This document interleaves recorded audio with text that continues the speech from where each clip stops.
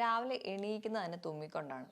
വാഷ്റൂമിലൊക്കെ പോയി മുഖമൊക്കെ ഒന്ന് കഴുകി ഒന്ന് ഫ്രഷായി വരുമ്പോഴത്തേക്കും തുമ്മലങ്ങ് കൂടും. ഇത് ഒരുപാട് പേര് അലട്ടുന്ന പ്രശ്നമാണ്. പേഷ്യൻ്റ് നമ്മുടെ അടുത്ത് വരുമ്പോഴേ പറയുന്നതാണ്, ഡോക്ടറെ ഞാൻ അലർജിക്കാണ്, അതാണ് പ്രശ്നമെന്ന്. അപ്പം എന്താണ് അലർജി, നമുക്ക് എങ്ങനെയൊക്കെ മാനേജ് ചെയ്യാം, എന്തൊക്കെ ടൈപ്പ് അലർജികളുണ്ട് എന്നൊക്കെ നമുക്ക് നോക്കാം. ഞാൻ ഡോക്ടർ പ്രിയ, QNB ഹെൽത്ത് കെയറിലെ ഹോമിയോപ്പതിക് ഫിസിഷ്യനാണ്.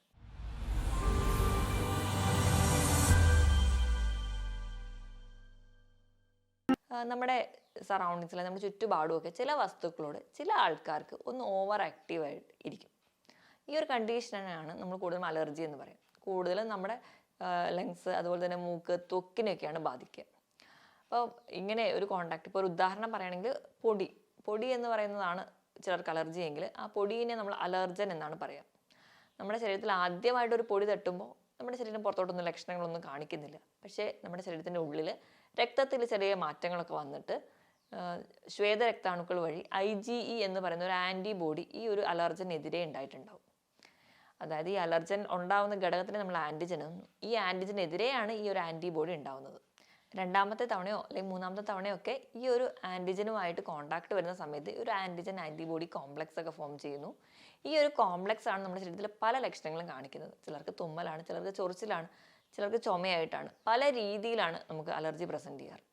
കൂടുതലും ഞാൻ പറഞ്ഞ പോലെ നമ്മുടെ റെസ്പിറേറ്ററി പാത്വേനെയാണ് നമ്മൾ കൂടുതലായിട്ടും ബാധിക്കുക. ചിലർക്ക് മാത്രം ചൊറിച്ചിലൊക്കെ ആയിട്ടും സ്കിന്നിൽ അലർജി കാണിക്കാറുണ്ട്. അലർജി എന്ന് പറയുന്നത് തന്നെ പല പല ഘടകങ്ങളുണ്ട്. പലർക്കും പല അലർജി. കൂടുതലും പറയുന്നത് ശ്വാസകോശ സംബന്ധമായ അലർജികളാണ്. അതെന്ന് പറഞ്ഞിട്ടുണ്ടെങ്കിൽ ചിലർക്ക് പൂമ്പൊടി ഏറ്റാലായിരിക്കും, പൂവിൻ്റെ പോളൻ ഗ്രെയിൻസ് അല്ലെങ്കിൽ വേറെ എന്തെങ്കിലും തൊട്ടാലായിരിക്കും, പൊടി ഏറ്റാലായിരിക്കും, ചിലർക്ക് പുക അടിച്ചാലായിരിക്കും. അങ്ങനെ പല കാരണങ്ങൾ കൊണ്ട് വരാം. കൂടുതലും മൂക്കിൻ്റെ ചൊറിച്ചിൽ, കണ്ണിന് ചൊറിച്ചിൽ, ചുമ, തുമ്മൽ ഒക്കെ ആയിട്ടാണ് പ്രസൻറ്റ് ചെയ്യാറ്. ഇതാണ് പ്രധാനമായും കാണിക്കുന്ന അലർജി. ഇനി രണ്ടാമതായിട്ട് സീസണൽ അലർജിയാണ്. സീസണൽ അലർജി എന്ന് പറയുമ്പോൾ ഒരു സീസണിലൊക്കെയാണ് കാണിക്കാറ്. അത് പല രീതിയിൽ, ഇപ്പം ചില പൂക്കൾ ഉണ്ടാകുന്ന ഒരു സീസൺ ആണെങ്കിൽ ചിലപ്പോൾ അതിനോടായിരിക്കും. ചില കാലാവസ്ഥ തന്നെയുണ്ടെങ്കിൽ തണുപ്പ് വരുമ്പോൾ, മഞ്ഞ് വരുമ്പോഴൊക്കെ, അല്ലെങ്കിൽ ഒരു മഴക്കാർ മൂടിയ സമയത്തൊക്കെ ചിലർക്ക് തുമ്മലായിട്ടൊക്കെ പറയാറുണ്ട്. അതും ഈ പറയുന്ന ലക്ഷണങ്ങളായിട്ട് പ്രസൻറ്റ് ചെയ്യാറുണ്ട്. പിന്നെ മൂന്നാമത്തെ ഒരു ടൈപ്പ് എന്ന് പറഞ്ഞാൽ പെരിനിയൽ അലർജിയാണ്. അത് എല്ലാ ടൈമിലും ഉണ്ടാവും. അത് ചിലപ്പോൾ നമുക്ക് വീടിൻ്റെ ഉള്ളിലുള്ള കാരണങ്ങളാവാം, പുറത്തുള്ള കാരണങ്ങളാവാം. അത് പൊടിയാവാം, പുകയാവാം, നമ്മുടെ വണ്ടിയുടെ പുകയാവാം, വീട്ടിൽ നമ്മൾ വിറക് കത്തിക്കുന്ന പുകയാവാം, ചെറിയ ചെറിയ പ്രാണികളാവാം, പൂപ്പലാവാം. ഇങ്ങനെയുള്ള പല കാരണങ്ങളും എപ്പോഴും അലർജി നിൽക്കുന്നവരാണ്. ഇതല്ലാതെ ഫുഡിനോട് അലർജി ഉള്ളവരുണ്ട്. ചില ഭക്ഷണങ്ങൾ കഴിച്ചാൽ ഉടനെ ചൊറിഞ്ഞ് തടിച്ച് പൊതുക.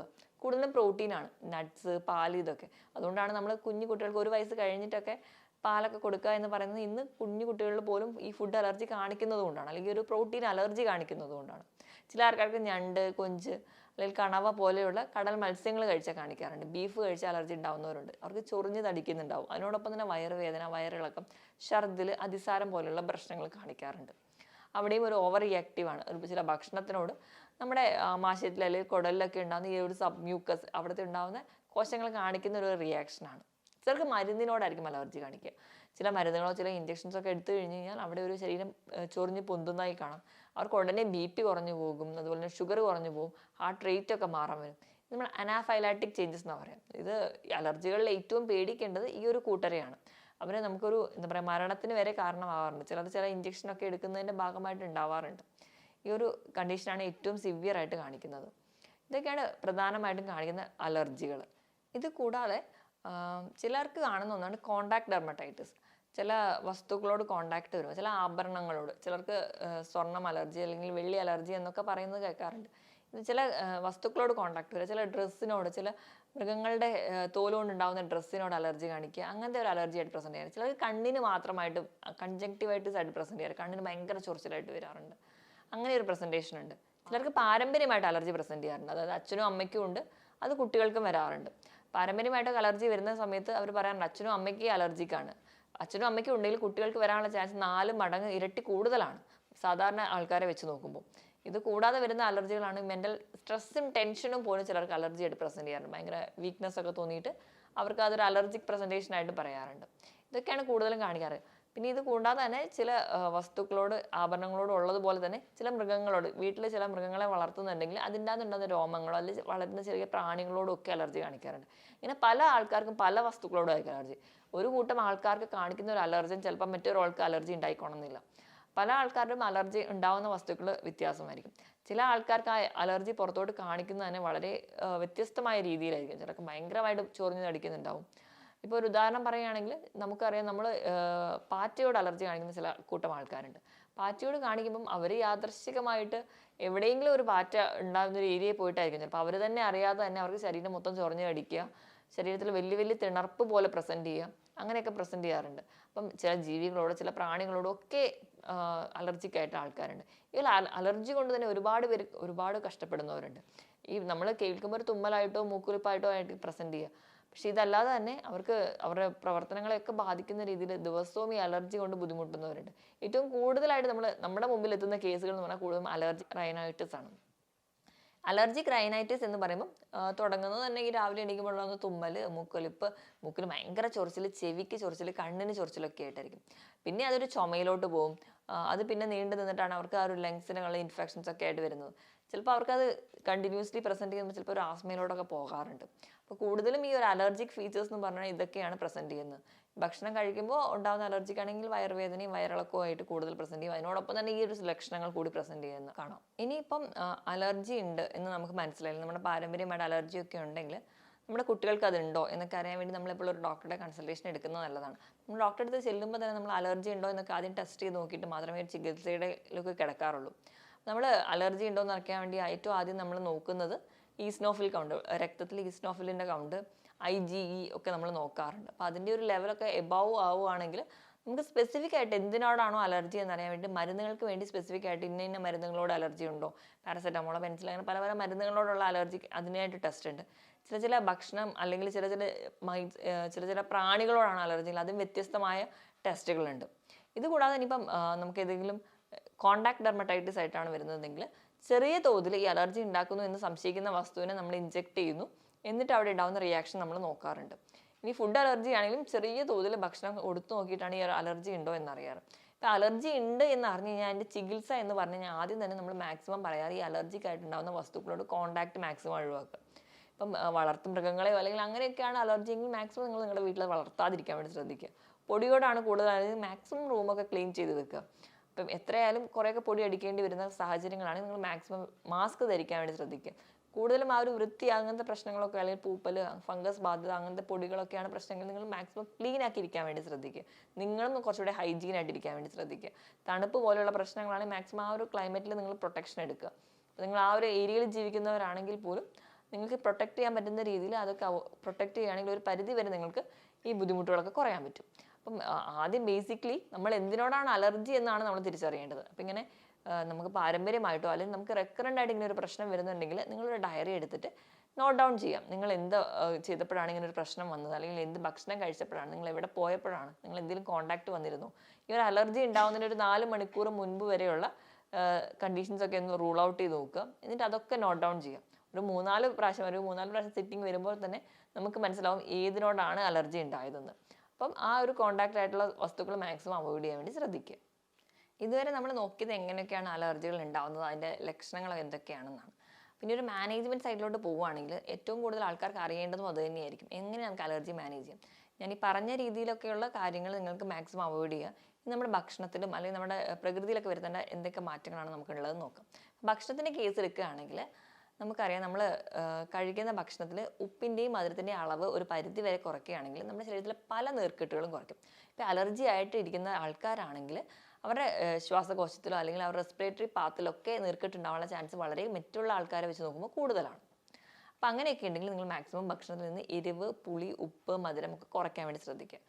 എരിവ് അതുപോലെ തന്നെ പുളിയൊക്കെ നിങ്ങൾ കുറയ്ക്കുകയാണെങ്കിൽ ഈ ഒരു അലർജി മാത്രമല്ല, അസിഡിറ്റി പോലെയുള്ള പ്രശ്നങ്ങളുണ്ടെങ്കിൽ അത് കുറയും. ഇപ്പോൾ അസിഡിറ്റി പോലെയുള്ള പ്രശ്നങ്ങളുള്ളവർക്കും റെക്കറൻ്റ് ആയിട്ട് ഇങ്ങനെ ഡ്രൈ കഫായിട്ട് പ്രസൻറ്റ് ചെയ്യാറുണ്ട്, അലർജിയുടെ സിംറ്റംസ് കാണിക്കാറുണ്ട്, അതും കുറയുന്നതായിട്ട് കാണാം.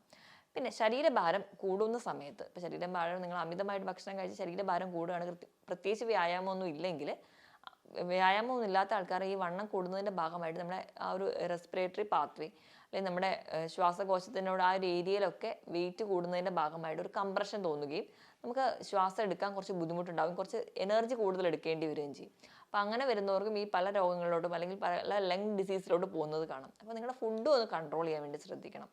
ഇനി നിങ്ങൾ കഴിക്കേണ്ടതെന്ന് പറഞ്ഞാൽ കുറച്ചുകൂടി ഗുണനിലവാരമുള്ള ഭക്ഷണം, ക്വാളിറ്റി ഉള്ള ഭക്ഷണം കഴിക്കുക. അതിനായിട്ട് നിങ്ങൾ നട്ട്സ് കഴിക്കാവുന്നതാണ്. നട്ട്സ് കഴിക്കുമ്പോൾ നിങ്ങൾക്ക് ഒമേഗ 3 ഫാറ്റി ആസിഡ്സ് ഉണ്ട്. അപ്പോൾ ഈ പറഞ്ഞ നീർക്കെട്ടുകൾ ഉണ്ടെങ്കിൽ അത് കുറയുന്നതായിട്ട് കാണാം. അതുപോലെ തന്നെ സിങ്ക് അടങ്ങിയിട്ടുള്ള ഭക്ഷണങ്ങൾ കഴിക്കുക, അതായത് ചില കടൽ മത്സ്യങ്ങളൊക്കെ കഴിക്കുകയാണെങ്കിൽ അത് വളരെ നല്ലതാണ്. അതുകൊണ്ട് തന്നെ വൈറ്റമിൻ എ, സി, ഇ ഇതൊക്കെ വളരെ നല്ലതാണ് നിങ്ങൾക്ക് അലർജി കുറയ്ക്കാൻ വേണ്ടി. വൈറ്റമിൻ എ എന്ന് പറയുമ്പോൾ നമ്മുടെ കണ്ണിന് നൽകുന്നതോടൊപ്പം തന്നെ ക്യാരറ്റിൽ പോലെയുള്ള ഭക്ഷണങ്ങളൊക്കെ ധാരാളമായിട്ടുണ്ട്, ഇലക്കറികളിൽ ധാരാളമായിട്ടുണ്ട്. ഇത് നമുക്ക് പൊതുവെ ഒരു ആൻറ്റി ഹിസ്റ്റമിനായിട്ട് ആക്ട് ചെയ്യുന്നുണ്ട്. വൈറ്റമിൻ സി എന്ന് പറഞ്ഞാൽ രോഗപ്രതിരോധ ശേഷി കൂട്ടാൻ വേണ്ടിയിട്ടാണ് നമ്മൾ കൂടുതലായിട്ടും ഇത് കഴിക്കുന്നത്. കൂടുതലായിട്ട് നെല്ലിക്കയിൽ, നാരങ്ങയിലൊക്കെ ഉണ്ട്. സിട്രസ് ഫ്രൂട്ട്സിലൊക്കെ ധാരാളം വൈറ്റമിൻ സി അടങ്ങിയിട്ടുണ്ട്. അപ്പം നമ്മുടെ ഇമ്മ്യൂണിറ്റി ഒന്ന് ബൂസ്റ്റ് ചെയ്താൽ തന്നെ നമുക്ക് ചെറിയ ചെറിയ ഇൻഫെക്ഷൻസ്, അലർജി ഉള്ളവർക്ക് പെട്ടെന്ന് തുമ്മലും അലർജിയൊക്കെ പോലെയുള്ള ബുദ്ധിമുട്ടുകൾ കാണിക്കാറുണ്ടല്ലോ. അപ്പോൾ ഇതൊക്കെ ഒന്ന് കുറയുന്നതായിട്ട് കാണാം. അപ്പോൾ വൈറ്റമിൻ സി അടങ്ങിയ ഭക്ഷണങ്ങൾ കഴിക്കണം. ഇനി നമ്മൾ കഴിക്കേണ്ട ഭക്ഷണങ്ങൾ എടുക്കുകയാണെങ്കിൽ ഇതോടൊപ്പം പറഞ്ഞ നട്ട്സിനോടൊപ്പം തന്നെ നിങ്ങൾ കഴിക്കാൻ ഏറ്റവും നല്ലത് എന്ന് പറയുന്നത് ഫ്രൂട്ട്സിൻ്റെ കേസിൽ ആപ്പിൾ വളരെ നല്ലതാണ്. കുർസെറ്റിൻ എന്ന് പറയുന്ന ഒരു ആൻറ്റി ഹിസ്റ്റമിൻ അതിൽ അടങ്ങിയിട്ടുണ്ട്. അപ്പോൾ ഒരു പരിധി വരെ നിങ്ങൾക്ക് നാച്ചുറലായിട്ട് തന്നെ നിങ്ങളുടെ ഒരു അലർജിക് റിയാക്ഷൻസ് കുറയുന്നുണ്ട്. ഇത് കുർസെറ്റിൻ എന്ന് പറയുന്നത് നമ്മുടെ ചുമന്നുള്ളിയിലും ഉണ്ട്. അതുകൊണ്ട് തന്നെയാണ് നമ്മൾ പനിയൊക്കെ വരുന്ന സമയത്ത് ചുമന്നുള്ളിയൊക്കെ കഴിക്കാൻ നമ്മൾ പറയുന്നത്. അത് അവിടെ ഉണ്ടാകുന്ന ആ തുമ്മൽ പോലെയുള്ള ഹിസ്റ്റമിക് ആയിട്ടുള്ള ആക്ടിവിറ്റി ഒക്കെ കുറയുന്നതായിട്ട് കാണാം. ബ്രക്കോളി, ഇതിലും ഒരു ആൻറ്റി ഹിസ്റ്റമിൻ ഉണ്ട്. ഇപ്പം കൂടുതൽ പച്ചക്കറികൾ ഈ വെയിലത്ത് നിന്ന് ഉണ്ടാകുന്ന ഇലകളിലും അല്ലെങ്കിൽ പഴവർഗ്ഗങ്ങളിലുമാണ് കൂടുതലും ഈ ഒരു ആൻറ്റി ഹിസ്റ്റമിൻ ഫങ്ഷൻസ് കാണുന്നത്. അപ്പോൾ ഇതൊക്കെ ധാരാളം കഴിക്കാൻ വേണ്ടി ശ്രദ്ധിക്കണം. ഫ്രൂട്ട്സിൻ്റെ കേസിലാണെങ്കിൽ എല്ലാ തരം ഫ്രൂട്ട്സുകളും നിങ്ങൾക്ക് കഴിക്കാവുന്നതാണ്. നമുക്ക് പൊടിക്കൈകളൊക്കെ ആയിട്ട് നമുക്ക് ചെയ്യാവുന്നതെന്ന് വെച്ചിട്ടുണ്ടെങ്കിൽ വൈറ്റമിൻ സി ഏറ്റവും കൂടുതലുള്ള ഫ്രൂട്ട് എന്ന് പറഞ്ഞാൽ നെല്ലിക്കയാണ്. അപ്പോൾ നെല്ലിക്ക 2 or 3 എടുത്തിട്ട് ഇടയിൽ ആഴ്ചയിൽ ഒരിക്കലെങ്കിലും ജ്യൂസ് ആക്കിയിട്ട് അല്ലെങ്കിൽ ഒരു നുള്ളു മഞ്ഞപ്പൊടി ഇട്ട് നിങ്ങൾക്ക് കുടിക്കാവുന്നതാണ്. അതുപോലെ തന്നെ ഒരു ചെറിയ ടീസ്പൂൺ തേനെടുക്കുക, അതിലും ഒരു നുള്ളു മഞ്ഞപ്പൊടി ഇട്ട് നിങ്ങൾക്ക് കുടിക്കാം. ഒരു ചെറുനാരങ്ങ നീരിലോട്ട് ഒരു ഇത്തിരി തേനും ഒരു ഇത്തിരി മഞ്ഞപ്പൊടിയും കൂടി ആഡ് ചെയ്തിട്ട് നിങ്ങൾക്ക് കുടിക്കാം. ഇതൊക്കെ നിങ്ങളുടെ ഒരു ഇമ്മ്യൂണിറ്റിനെ ബൂസ്റ്റ് ചെയ്യും. ഇമ്മ്യൂണിറ്റിനെ ബൂസ്റ്റ് ചെയ്യുന്നതിൻ്റെ ഭാഗമായിട്ട് നമുക്ക് കുറച്ചുകൂടെ ഹെൽത്തി ആയിട്ട് ഇരിക്കാനും പറ്റും. ഇങ്ങനെ റെക്കറൻറ്റ് ഇൻഫെക്ഷൻസോ അല്ലെങ്കിൽ അലർജിയൊക്കെ കുറയുന്നതായിട്ട് കാണാം. ഇപ്പം റബ്ബറിൻ്റെ ഒക്കെ തോട്ടത്തിൽ അപ്പോൾ റബ്ബർ പൂ ഉണ്ടാകുന്നതിൻ്റെ സമയത്തൊക്കെ ഒരുപാട് പേര് അലർജി, ഒരു പോളൻ അലർജി പറയുന്നുണ്ടെങ്കിൽ അവർക്ക് ഏറ്റവും ബെസ്റ്റ് എന്ന് പറയുന്നത് ചെറുതേനാണ്. തേന് കഴിക്കുന്നത്, തേനിൽ ഒരു നുള്ളു മഞ്ഞപ്പൊടി ഇട്ട് കഴിഞ്ഞാൽ മഞ്ഞളിലുണ്ടാകുന്ന ആ ഒരു ആക്ടിവിറ്റി കൂടി നമുക്ക് കിട്ടുന്നുണ്ട്. ഒരു ആൻറ്റി മൈക്രോബിയൽ ആക്ടിവിറ്റി ഉണ്ടല്ലോ, അതുകൂടി നമുക്ക് കിട്ടും. അപ്പോൾ ഇതൊക്കെ നിങ്ങൾക്ക് ചെറിയ പൊടിക്കൈകളായിട്ട് ചെയ്യാവുന്നതാണ്. അപ്പോൾ ഈ ഒരു പറഞ്ഞ രീതിയിലൊക്കെയുള്ള ഈ ഒരു ഭക്ഷണം നിയന്ത്രിക്കുക. നിങ്ങൾ ഒരുപാട് നോൺ വെജ് ഒക്കെ കഴിക്കുന്നത് ഒഴിവാക്കിയിട്ട് മാക്സിമം കുറച്ചുകൂടെ ഹെൽത്തി ആയിട്ടുള്ള ഒരു ഭക്ഷണം കഴിക്കുക, നല്ലപോലെ വെള്ളം കുടിക്കുക. അപ്പോൾ നമുക്ക് എന്തെങ്കിലും വേസ്റ്റ് പ്രോഡക്റ്റ്സ് ഒക്കെ ഉള്ള പുറന്തള്ളാനും നമുക്ക് സഹായിക്കുന്നുണ്ട്. അപ്പോൾ ഇങ്ങനെ കുറച്ചുകൂടെ ഹെൽത്തി ആയിട്ട് ഭക്ഷണം കഴിക്കുക, ഒരുപാട് പ്രോസസ്ഡ് ഫുഡോ അല്ലെങ്കിൽ അധികം മധുരം ഒക്കെ ഒഴിവാക്കുക. ഇപ്പോൾ കുട്ടികളിലൊക്കെ കാണുന്ന അലർജി ആണെങ്കിൽ നിങ്ങൾ ബേസിക് ആയിട്ട് തന്നെ ചെയ്യേണ്ടത് തന്നെ ബിസ്ക്കറ്റും ചോക്ലേറ്റ്സും ഒക്കെ കുറച്ച് നോക്കുക. അപ്പോൾ കുട്ടികളുടെ കേസിലൊക്കെ എടുക്കുകയാണെങ്കിൽ ഒരുപാട് പേർക്ക് ഈ അലർജിയുടെ കാരണം പറയുമ്പോൾ അവർ പറയുന്ന മിക്ക ആൾക്കാരും നോക്കുകയാണെങ്കിൽ മൂക്കിൽ ദശ വളർച്ച, അഡിനോയിഡിൻ്റെ പ്രശ്നമൊക്കെ ഉണ്ട്. അപ്പോൾ അവരുടെ ഒരു ഫുഡ് റെഗുലേറ്റ് ചെയ്യുന്ന ബിസ്ക്കറ്റ്, ചോക്ലേറ്റ്സ്, ഐസ്ക്രീംസ് ഒക്കെ നിങ്ങൾ കട്ട് ഔട്ട് ചെയ്യുക. അതൊക്കെ ഒന്ന് കുറയ്ക്കുക. നമുക്ക് ഈ ഒരു പ്രായത്തിൽ ഉണ്ടാവുന്നതായത് ഇതൊന്ന് കൺട്രോൾ ചെയ്ത് കഴിഞ്ഞാൽ ഒരു പരിധി വരെ കഴിഞ്ഞ് കഴിഞ്ഞാൽ നമുക്ക് അലർജിയുടെ പ്രശ്നങ്ങളൊന്നും ഉണ്ടാവില്ല. മാക്സിമം നല്ല നമ്മുടെ വീട്ടിലേക്കുള്ള ഫ്രൂട്ട്സ്, പേരയ്ക്ക, സ്ട്രോബെറി ഒക്കെ നല്ല നല്ല ഫ്രൂട്ട്സുകൾ നിങ്ങൾ മേടിച്ച് കൊടുക്കുക ഇതിനൊക്കെ പകരം.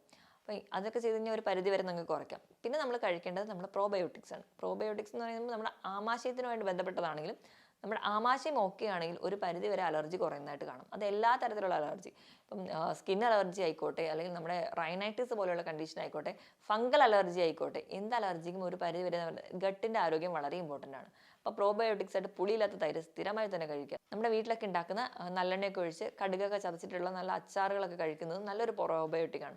പഴങ്കഞ്ഞി നല്ലൊരു പ്രോബയോട്ടിക്കാണ്. ഇതൊക്കെ നിങ്ങൾ കുടിച്ച് ശീലിപ്പിക്കുകയാണെങ്കിൽ ഒരു പരിധി വരെ നമുക്ക് മരുന്നുകളില്ലാതെ തന്നെ നമുക്ക് അലർജി കൺട്രോൾ ചെയ്യാൻ പറ്റും.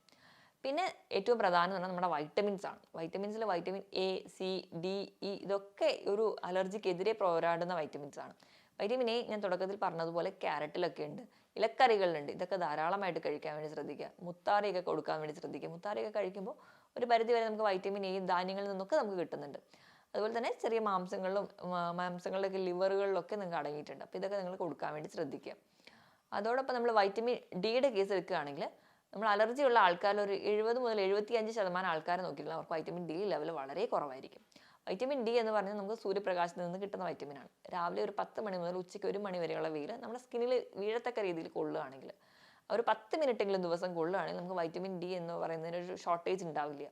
അപ്പം ചുമ്മാ ഒരു വൈറ്റമിൻ ഡി കുറവാണല്ലോ എന്ന് ഓർത്തൊരു സപ്ലിമെൻറ്റ്സ് പോവാതെ നിങ്ങൾ മാക്സിമം വെയിൽ കൊള്ളാൻ വേണ്ടി ശ്രദ്ധിക്കുക. നിങ്ങൾ എന്തെങ്കിലും സപ്ലിമെൻറ്റ്സ് കഴിക്കുന്നുണ്ടെങ്കിൽ അത് ഡോക്ടറുടെ കൺസൾട്ടേഷൻ എടുത്ത പ്രകാരം മാത്രം കഴിക്കുക. പിന്നെ വൈറ്റമിൻ സി പറഞ്ഞതുപോലെ സിട്രസ് ഫ്രൂട്ട്സിലൊക്കെ ധാരാളം അടങ്ങിയിട്ടുണ്ട്. അവ സ്ഥിരമായിട്ട് കഴിക്കുക. നിങ്ങൾ ജ്യൂസാക്കി കഴിക്കാതെ നെല്ലിക്കൊക്കെ ഒരെണ്ണമെങ്കിലും ഒരു ദിവസം കഴിക്കുന്നത് വളരെ നല്ലതാണ്. അധികമായിട്ട് ഒന്നും കഴിക്കാൻ ഞാൻ പറയുന്നില്ല, കാരണം അധികമായി കഴിഞ്ഞാൽ ഇത് മറ്റു പല ദോഷഫലങ്ങളും ഉണ്ടാവും. നിങ്ങൾക്ക് ആവശ്യത്തക്ക രീതിയിൽ കുറഞ്ഞ അളവിലെങ്കിലും കഴിക്കാം. ഇങ്ങനെയൊക്കെ നിങ്ങൾ കഴിക്കുന്നുണ്ടെങ്കിലും അതിൻ്റെ മുൻപ് ഒരു ഡോക്ടറുടെ കൺസൾട്ടേഷൻ നിങ്ങൾ എപ്പോഴും എടുക്കണം. കാരണം നിങ്ങൾക്ക് അലർജി കാണുമോ അല്ലെങ്കിൽ നിങ്ങൾ മറ്റ് ടെസ്റ്റുകളൊക്കെ ചെയ്ത് അലർജി കാണുന്ന ഉറപ്പ് വരുത്തിയതിന് ശേഷം മാത്രം നിങ്ങളുടെ മെഡിസിൻസ് ആവശ്യമുണ്ടെങ്കിൽ അതിനോടൊപ്പം ചെറിയ പൊടിക്കൈകൾ മാത്രം ചെയ്താൽ മതി. അല്ലാതെ പൊടിക്കൈകളിലൂടെ മാത്രം നമുക്ക് ഒരു രോഗത്തെയും കൺട്രോൾ ചെയ്യാൻ പറ്റില്ല. ഞാൻ ഈ പറഞ്ഞ കാര്യത്തിൽ എന്തെങ്കിലും ഡൗട്ട് ഉണ്ടെങ്കിൽ നിങ്ങൾ താഴെ കാണുന്ന നമ്പറിൽ കോൺടാക്ട് ചെയ്യുക.